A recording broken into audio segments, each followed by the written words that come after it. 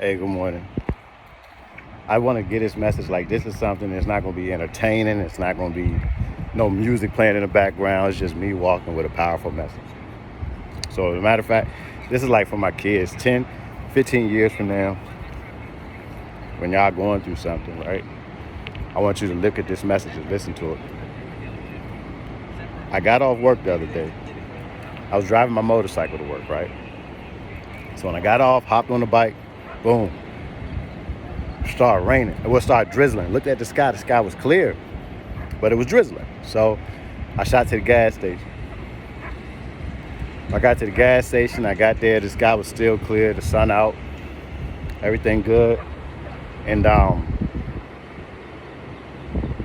it started raining hard down the road. I could see the rain coming to me. I could honestly see the rain just blowing my way. So I sat there on the motorcycle and I was under the covering of the gas station, watched the rain, the storm, and it wasn't a cloud in the sky, but it was raining so hard. It was the weirdest thing in the world.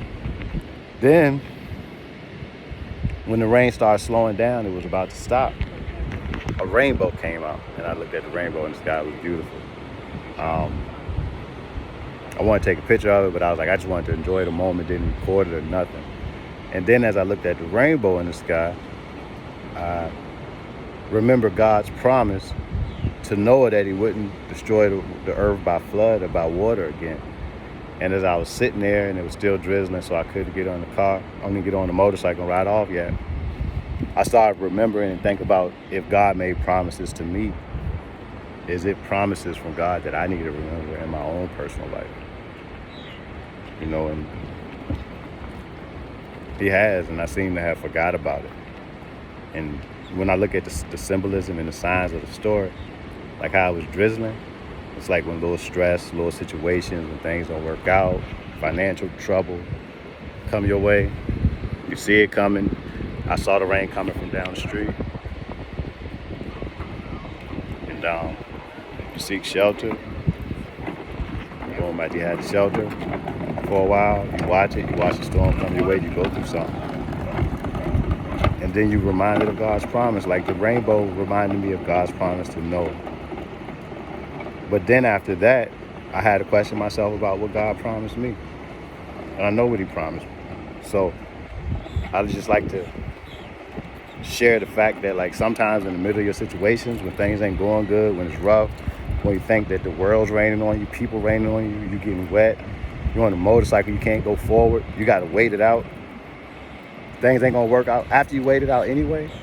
And the level of stress is just so high that you sort of lost and feel like you can't deal with it. And all you can do is look around and see others living a better life. Like when I was on the motorcycle, I was looking at people in cars like, damn, I should have drove my car. So like when you're stressed out, you're looking at people whose life being better and you're like, man, I should have did something different.